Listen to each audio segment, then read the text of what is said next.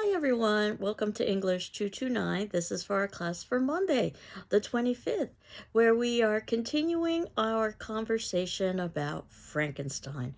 And if all goes well, we can put some closure onto Frankenstein next class. And as you can see in the notes below, we've talked a little bit about paper number 1, which will be due by the 25th of October, though I'm definitely encouraging early papers. And over the course of the semester, I'll be talking a little bit about paper formatting as well. The idea behind the paper is that you are choosing one of the earlier texts in the semester.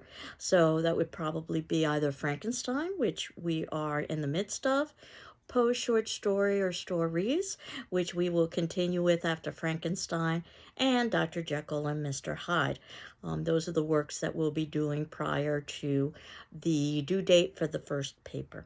Again, I'm thinking approximately 4 to 5 pages, but as long or as short as it needs to be. A critical paper, so you shouldn't be referring to outside resources. Everyone has the option of revising this first paper, so you can think of it as a kind of draft if you so wanted to.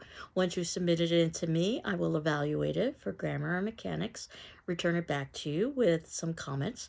If you wanted to improve your grade, I ask that you incorporate my comments, and if you need additional direction, please reach out to me. That you submit in the revision along with the original graded copy with my comments on it so I can compare and contrast. And you get the higher of the two grades. And your revision is due by the ending of the semester, but the sooner the better for everybody involved. And I've given you a topic, but you are also encouraged to create your own topic. But if you do come up with your own topic, you need to have it approved by me. And it does have to be on either Frankenstein, Poe, or Dr. Jekyll and Mr. Hyde. And the topic is a quote from Emily Dickinson. Quote, "One need not be a chamber to be haunted." And you will see that in the syllabus and other documents folder. The idea is, how does that quote relate to a text or a character that we are discussing over the course of the semester? And my suggestion to you is that you might want to wait to submit in your paper until we've had class conversation about that particular text and or character, because chances are we will be talking about things in class that will be useful for your analysis. And certainly that also applies to the discussion forum responses. As you know, you're not required to respond to your peers, but you are required to read your peer responses, my responses in turn. You can see I've responded to all of you. And then if it turns out that you feel moved to respond to either me or to your peers, feel free to do so. Occasionally you'll notice that I raise a question. You're not necessarily required to respond to that question, just to contemplate that question. And in terms of our text about Frankenstein, a text that's never been out of print. So there's something about this text that's really captured the reader imagination. And we watched the 1931 film, talked a little bit about some of the ways that it was interesting, from the opening credits, where they attribute it to a novel by Mrs. Percy Shelley, which I think says a great deal about the sexism of the time. And of course, we know that the film is very different from the novel itself. Probably one of the biggest frustrations is the name switch, Victor and Henry, which I suspect has something to do with the political climate of the times, that Victor sounded very German. And of course, we were in a sensitive place with Germany politically. So renaming our lead character to Henry, at least in the film, though I suggest that you think about the film as really a separate entity from the text itself. Note that the creature is never given a name, and that Frankenstein is the name of the creator, not the creature. And I deliberately use the term creature and not monster, because one of the themes embedded in Shelley's text is that the creator, Victor Frankenstein, is the true monster, and humanity as a whole. And even in the film, while it's not necessarily as obvious, I think we can see with Boris Karloff's portrayal of the creature that there's a very childlike sense to the creation. We see how the creation is taunted by the Igor figure. Again, very cliche for horror film. Not in any way appearing in Shelley's text. Tortured with fire, and even the episode with the drowning girl, which is much different in Shelley's novel, but in the film, it's obvious that it's a misunderstanding. That the creature doesn't understand that he can't toss the girl in the water in the way that he would toss a flower in the water. But certainly, Mary Shelley made it much clearer that we're supposed to empathize with this creature who's rejected merely because of its appearance. And certainly, the creature engages in Shelley's novel in heinous acts. But as the creature itself remarks, that it learns these heinous acts from humanity itself, by being rejected and then, of course, being maltreated and mistreated. The idea of what is monstrous, I think we talked about this in a previous class, that the word monster in Latin means to show or reveal.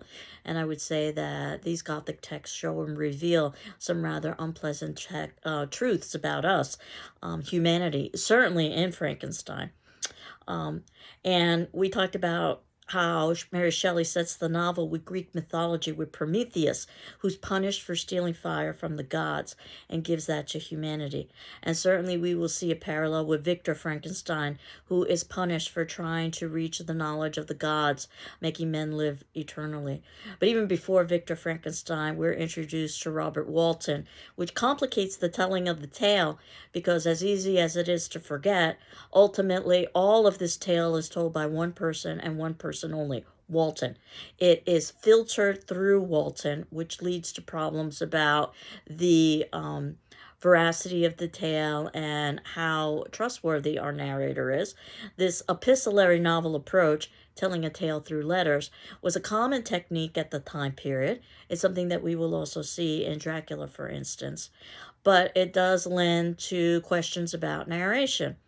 That said, usually, just for the sake of simplicity, we accept that Walton is giving us a valid interpretation of Victor's and ultimately the creature's tale, even though we talked about how Walton is in a very poor place from a narration perspective. He's starved, he's cold, he is weak, and even if he's not necessarily remembering accurately what Victor's tale is, or even imagining Victor's tale, the further tale that's embedded within that is that Victor is telling us the creature's tale, and Victor, being very similar to Walton, is also in ill health emotionally and also in ill health physically. But as we move forward, I had drawn your attention to the opening line of the book, where we are given a quote from Paradise Lost. And specifically, the quote is, "Did I request thee, Maker, from my clay to mold me man? Did I solicit thee from darkness to promote me?" Paradise Lost being that great epic poem by John Milton, which talks about the fall of mankind, the biblical story, but it also focuses on presenting Satan in a rather empathetic way, which makes the text somewhat revolutionary. And I would say that that is the case also with Mary Shelley's Frankenstein, that we get a creature that is empathetic. So in some ways it's quite progressive. At the very beginning of the story, I wanted to draw your attention to how it's set in December, which is a time of winter and descent, frost, and extremes. We see extreme weather patterns, just like we see extreme human behavior in this text. And I was suggesting that while we have a male-centric text, perhaps as a way for Shelley to comment on the negative consequences of excluding female, we also have a text that is quite romantic in nature, with the long descriptions and celebrations of nature, and that nature is usually presented as female or feminine, and that could perhaps be also our central female character in the text, that whenever these characters reject the female or the natural world, the consequences are negative. So Talked a little bit last class about some of the parallels between Walton and Victor Frankenstein. Both are filled with ambition, both are filled with hubris, both are isolated, both are lonely, and isolation is usually a bad thing in the Gothic. And that this is ultimately a morality tale, as Stephen King had talked about in Danse Macabre, that often these Gothic tales show the negative consequences of human behavior, things that we should not emulate or follow in our own lives. Victor, when he talks a little bit about his life, it's somewhat surprising. I had asked you to identify perhaps some interesting quotes, and an interesting quote for me is when Victor is first telling his life story in chapter 1, talks about his parents, that he was their plaything and their idol, and something better, their child. And this is something that he's not able to transfer over to his own creation. And certainly not that sense of love and attention. In fact, Victor rejects his creation. But this sense of thinking about ownership, which is something that Victor considers Elizabeth to be, in part because of her gender, I think is something that Victor transfers over to the creature as well. And the idea is that Victor is, as he talks about Elizabeth, that he's taken with her because her hair was the brightest living gold. And despite the poverty of her clothing, it seemed to set a crown of distinction upon her head. Her brow was clear and unique, her blue eyes cloudless, her lips and the molding of her face so expressive of sensibility and sweetness. And that's also the reason why Victor's parents adopt her, because she's very European in nature. So despite the fact that Shelley gives us a text that really examines many of what we call the isms in society, how we reject individuals because they seem to be other. In this particular instance, it's rejecting the creature because of its outward physical appearance, which is usually the impetus for things like racism and sexism, even classism in our society. We definitely see how Shelley is also a product of her times, because this is very a Eurocentric text. Victor is supposedly motivated to try to create life from death because of his mother's own death. And there's reference to Victor playing with the macabre, and there is an occult element in this text, even though the genre is oftentimes associated with science fiction. And as I had indicated in my Women in Literature class, we study Frankenstein as well because of Mary Shelley. And as a female author writing in a time and being published in a time when it was unusual for female to have both. But in chapter 2, Victor talks about the Philosopher's Stone. If you're familiar with Harry Potter, then perhaps you're also familiar with the Philosopher's Stone. It gives everlasting life. Victor also talks about studying some of the great occultists and spiritualists of the time, such as Cornelius Agrippa. You add that with some of Victor's activities, while they aren't really discussed in depth, he basically is going to charnel houses and taking dead body parts. And I think you can see how this text definitely falls into the Gothic. And we know that the Gothic elements about the setting, about the macabre, about the idea of doubling, and notice how Victor and Walton are a kind of doubling, or Victor and the creature are a kind of doubling. Ambiguity, which is embedded within the narration, that we can never for certain know the veracity of the tale. The morality, of course, the idea is that Victor is telling this story to Walton so that Walton doesn't follow in Victor's footsteps and create the same sins. But even that will be complicated as we get to the ending of the book. This idea of death and rebirth, and whether or not one can create life from death, definitely we've seen in Frankenstein, and also this sense of isolation. So in the opening letters and the first 9 chapters, we are introduced to Victor's story, and that said, we are also introduced to the iconic creation scene in chapter 5. A dreary night in November. Of course, that helps to set the Gothic mood, where it's raining and the candle is half extinguished, giving off a glimmer of light. Of course, all of that is quite Gothic. And his description of the creature is quite different than the description or the appearance of the creature that we're given in film. we're talked about, or Shelley talks about a dull yellow eye of the creature, and that his yellow skin scarcely revealed the work of muscles and arteries beneath, the hair being a lustrous black and flowing, the teeth a pearly whiteness, but these luxuriances only formed a more horrid contrast with his watery eyes that seemed almost the same color of the dun white sockets in which they were set. Again, we're used to the green square head with the bolts with Hollywood.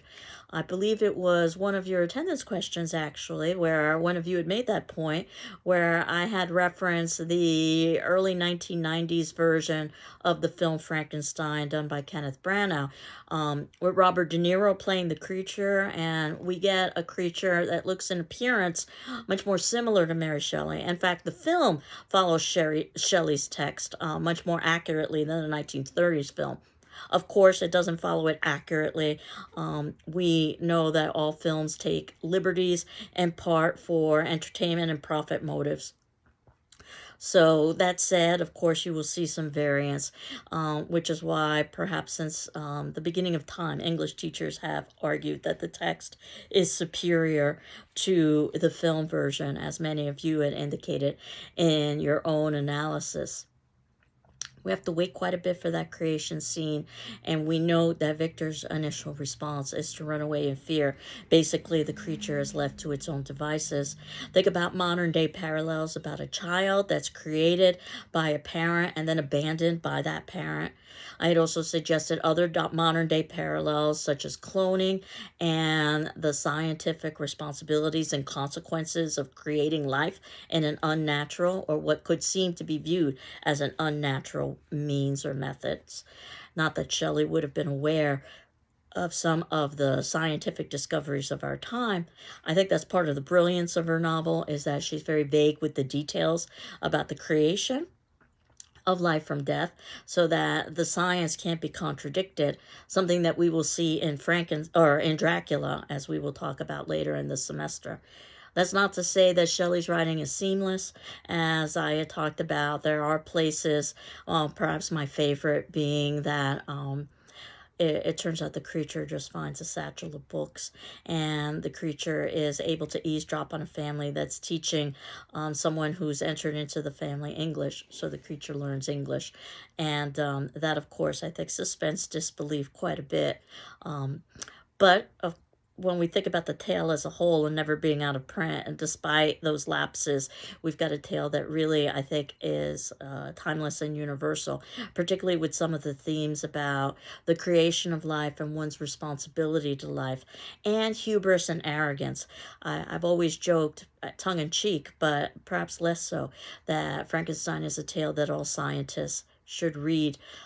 The idea of the consequences of scientific discovery and not being able to control those consequences, I think, has great deal of relevance, particularly in our society today. But at any rate, you can see that in the notes below, we get in chapter 9 an articulate creature, very different from what Hollywood has given us. So we know Hollywood has provided us with an abnormal brain that's supposed to perhaps explain some of the deficiencies in the intellect of the creature, which basically, or who basically just grunts. In the text, what we have is a very erudite creature. Of course, there is no abnormal brain in the Shelley version of the text. But the issue of nature versus nurture, is one born evil or does one learn evil? And the way that Shelley would present it would be as a tabula rasa, if you've heard this in philosophy, the blank slate. In fact, the creature's first urge is to be benevolent.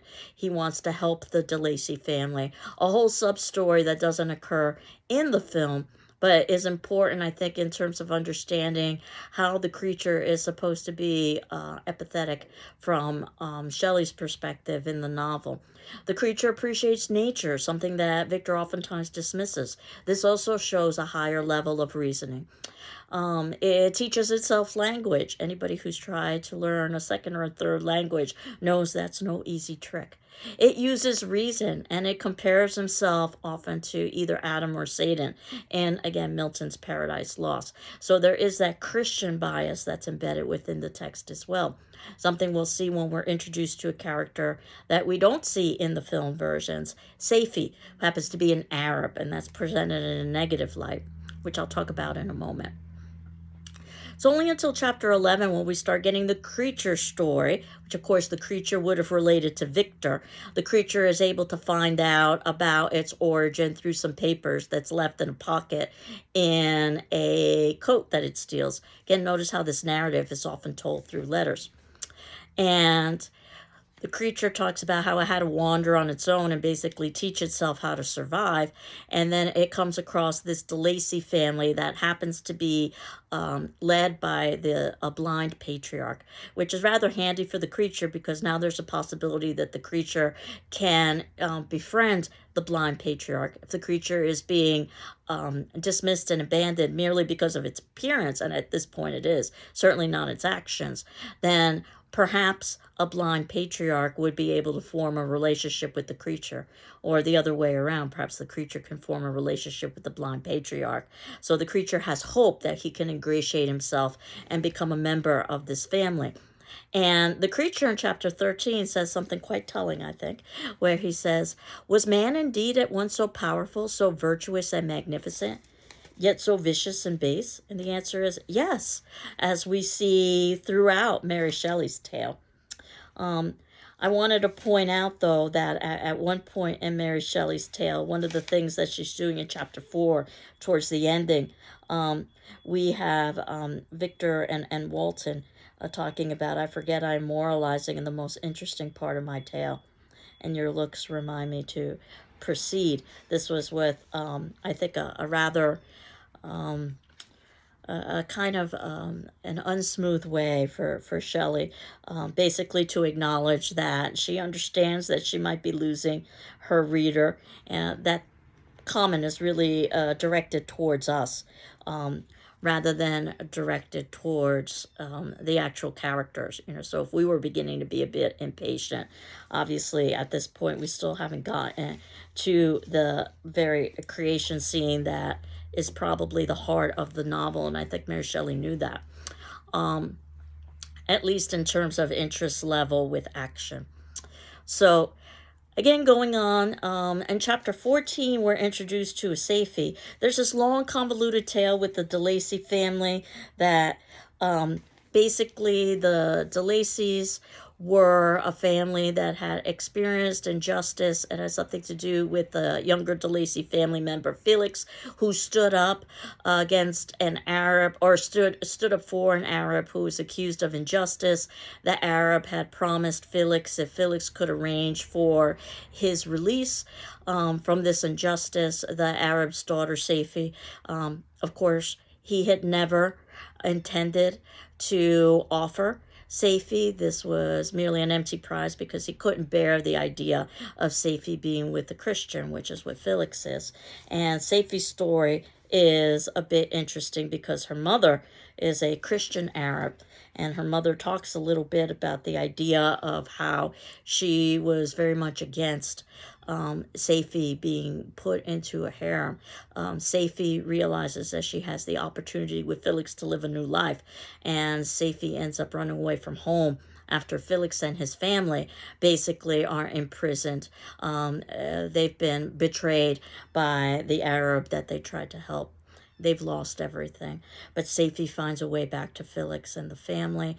Rather bold, a woman also who is not familiar with the culture or the language, taking that kind of action. So we do see embedded within the tale some stronger females. And of course, the DeLacy family is teaching Safie language, and the creature is eavesdropping. So this is how the creature teaches itself language. And at the opportune moment, or what the creature feels is an opportune moment, he approaches the family and begins to talk to the patriarch while the other members aren't there. But it turns out that the other family members return and see the creature and respond as everybody else responds to the creature's appearance. So the creature runs off to protect itself. And This is, of course, the impetus for the creature to begin to realize that it will be continually rejected, not just by its creator, but by humanity as a whole. It's one of the reasons why when the creature just happens to run across William, which is Victor Frankenstein's younger brother, again, perhaps we have to suspend some disbelief, he kills William, and the creature then, in fact, frames Justine. And Justine is another character who's introduced in a less than smooth way through letters from Elizabeth, that Justine was a great family favorite of Victor's. And I like to joke that if she were indeed a family favorite, Victor wouldn't need to be reminded of that. Well, she also has experienced motherlessness, which is a theme that seems to run throughout this text. And Mary Shelley herself had biographical experience with this, so perhaps that's part of the parallel. And Justine is with the family, and she is part of the search party looking for William. And when she goes to lay down her head to rest and sleep, the creature finds her and basically plants some evidence on her. It's the miniature that William was wearing, a piece of jewelry with his mother's portrait in it. And that would seem to imply that Justine killed William for that piece of jewelry. And what's more interesting, however, is that Justine is innocent, and yet she confesses because she has been threatened with excommunication by the church, which goes to show the power of the church, that even though she's innocent, she confesses, because she's told that she's going to basically be consigned to hellfire. Her soul will be, if she doesn't confess. Victor is well aware that Justine is innocent and that almost certainly the creature is guilty. And instead of stepping forward, Victor remains silent. So as much as Victor says that he wants to intervene and he wants to rectify the errors of what the consequences are of his, or rectify the negatives of what the consequences are of his actions, he doesn't take action, which I think goes to show really how unattractive Victor is as a character. We're not supposed to sympathize with Victor. Victor should have stood forward and protected Justine. Victor should have told the truth, even though that would mean that he would face dire consequences. And we will see this throughout the novel, where Victor oftentimes says things like, I feel as if I myself were guilty for the creature's actions. Victor is guilty because Victor created the creature. And usurped the role of mother, basically, by creation of this creature. And then Victor abandons his responsibility to the creature, which might be even a bigger sin. And so, of course, Victor is responsible. And the creature says that ultimately, after all of this, as it's tracked down Victor, that it demands of Victor a mate, that at least Victor can provide the creature with companionship. So that's one of the central elements of the text, is that the creature, through reason, convinces Victor against Victor's better judgment to create a mate. Now, Victor rationalizes all of the reasons why it would be a poor idea to create a mate. There would be two monstrosities. They could breed, though of course I have to chuckle. If Victor can create life from death, I think he can create an infertile mate. That the mate might reject the creature. And ultimately, Victor uses all of this as a rationalization to renege on his promise, and the consequences will be significant. Hopefully, I'm not giving away too many spoilers if you haven't quite yet finished the book, but you're at the point where you should be done with it or close to it. And that said, while we can certainly empathize with the creature for wanting a mate and wanting companionship, we also have to understand that the creature is asking for the creation of life without thinking about the consequences of how that life will feel about being created. So in some ways, the creature is engaging in the very same sins and hubris that Victor himself was engaging in, which I think is also interesting commentary about gender that is embedded within the text, is that the creature wants female created for it in order to basically serve its needs. Now, that said, many people have pointed to the relationship with Victor and Elizabeth as being odd, not just because they're reared as brother and sister, and he thinks of her as a cousin. They aren't blood related. And during the time, it would not have been unusual necessarily for even blood related family members to marry in order to maintain status and name throughout family lineage. But that Victor and Elizabeth have a very cold and distant relationship. Then, in fact, Victor's relationship with Henry Clerval is a lot closer emotionally. In fact, some have even argued in reading this text that there might be some homoerotic or queer undertones in the text between Victor and Henry. That said, it's not something that Mary Shelley examines in greater depth, but certainly we can see that Victor has a closer attachment to his best friend than he does to the woman that he has been assumed that he's been matchmaked with, in effect. And perhaps that wouldn't have been so unusual at the time because matchmaking was not that rare, so that perhaps one's closest relationships weren't necessarily through spouse, but were through friendship. But that was just something that I wanted you to consider as you are going through the text, the relationship between Victor and Henry, and how Victor it will become absolutely devastated when Henry becomes a target of the creature. In fact, everyone that Victor loves will become a target of the creature. The creature being intelligent enough to know that the greatest way to hurt somebody is not to hurt them, but to hurt the people closest to them. So perhaps this is a little bit of spoiler if you haven't gotten to the very ending of the novel. Eventually, we will return back to Walton, but not before we see the creature's wrath on Victor for refusing to create a mate. So, that said, you can see that today's discussion question, which would be scheduled for Wednesday, the 27th, again, you're not required to respond to your peers, but you are required to read their responses and my responses in turn. This would give you a good idea of what we would talk about during a class discussion, is about the use of the epistolary novel, because you should be far enough along in this novel so that now you can think about the way that it's structured. Even if you haven't gotten to the end when we return back to Walton, you can see that this is a novel that's told in letters, which gives a kind of historical documentation. So perhaps there's a sense of validity to it because it's written down. But it also distances us from the true narrative because we aren't given eyewitness accounts. But the attendance question is that based on the reading you've done so far, do you like or dislike Shelley's use of the epistolary novel technique, and why? And if you're reading along with the notes below, you can see that what we are going to be talking about next class is this return to Walton, as well as some of the creature's motivations.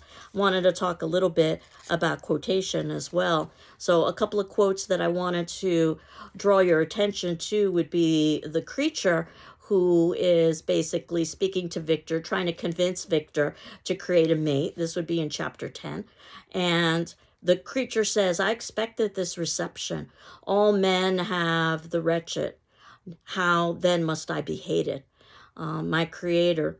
Oh, how I must be hated, who am miserable beyond all living things. Yet you, my creator, detest and spurn me, thy creature, to whom thou art bound by the only that are bound by the only dissoluble by the annihilation of one of us.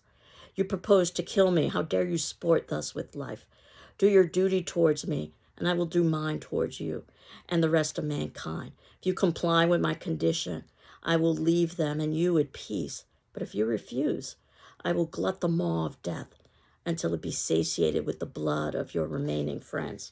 So in some ways, it basically is told Frankenstein, Victor, that is, what's going to be happening. He talks a little bit about how he was benevolent and good until he learned how to be evil, and then asks, towards the ending of that chapter, how can I move thee? Will no entreaties cause thee to turn a favorable eye upon thy creature, who implores thy goodness and companion? Believe me, Frankenstein, I was benevolent. My soul glowed with love and humanity. For was I not alone, miserably alone? You, my creator, abhor me. What hope can I gather from your fellow creatures who owe me nothing? They spurn me and hate me. They desert mountains and dreary glaciers are my refuge. The desert mountains, and the dreary glaciers are my refuge. I've wandered here many days. The caves of ice, which I only do not fear, are a dwelling to me, and the only one which man does not grudge. These bleak skies I hail, for they are kinder than your fellow human beings. And he goes on and on about how he wants ultimately a mate.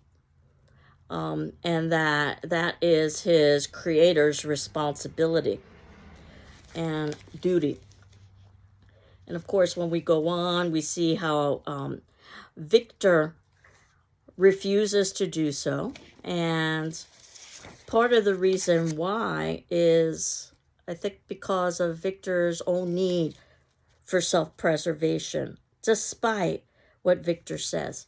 If you're curious, in chapter 14, this is where we get some of the quotes about Safie and her family background and the de Lacy family, and that Safie related that her mother was a Christian Arab, seized and made a slave by the Turks. Recommended by her beauty, she had won the heart of the father of Safie, who married her. The young girl spoke in high and enthusiastic terms of her mother, who, born in freedom, spurned the bondage to which she was now reduced. She instructed her daughter in the tenets of her religion and taught her to aspire to higher powers of intellect and an independence of spirit forbidden to the female followers of Muhammad. This lady died, but her lessons were impressed upon the mind of Safie, who, sickened on the prospect of again returning to Asia and being within the walls of a harem, allowed only to occupy herself with infantile amusements, ill-suited to the temper of her soul, now accustomed to grand ideas and a noble emulation for virtue. The prospect of marrying a Christian and remaining in a country where women were allowed to take a rank in society was enchanting to her. And then, of course, Safie's father loathed the idea that his daughter should be united to a Christian. But he feared the resentment of Felix if he should appear lukewarm, for he knew that he was still in the power of Felix's deliveries. So that's where we get that convoluted tale. And Safie, taking some jewels that had belonged to her and a sum of money, she quitted Italy with an attendant and departed for Germany in search of Felix. By this time, the de Lacy family has been ostracized. That was at the ending of chapter 14. And then, of course, the creature continues that he makes reference to himself in chapter 15, that he was much like Adam. I was apparently united by no link to any other being in existence, but his state was far different from mine in every other respect. Adam had come from the hands of God, a perfect creature, happy and prosperous, and he was allowed to converse with, inquire knowledge from beings of a superior nature. And of course, Adam had a mate created for him, Eve, which is part of the creature's argument that he should have, at the very least, a maid, or a mate made for him. So I hope that at this point that you've gotten a sense of some of the themes or major issues that Mary Shelley's trying to talk about. When I think about our paper topic about being haunted, I wonder if that applies to all of the major characters in Mary Shelley's text. Walton, Victor, and, of course, the creature. Though that's not the only way that you could go about talking about haunted. And as I had indicated, you could come up with your own paper topic. But you do need to make sure that you run that paper topic by me. So at this point, I'll leave you with your attendance question. Did you like or dislike Shelley's use of the epistolary novel and why? And then we'll put some closure onto Frankenstein next class. I hope you're doing well. I'm doing well. And we will continue on and put closure on Frankenstein. Take care. Bye-bye.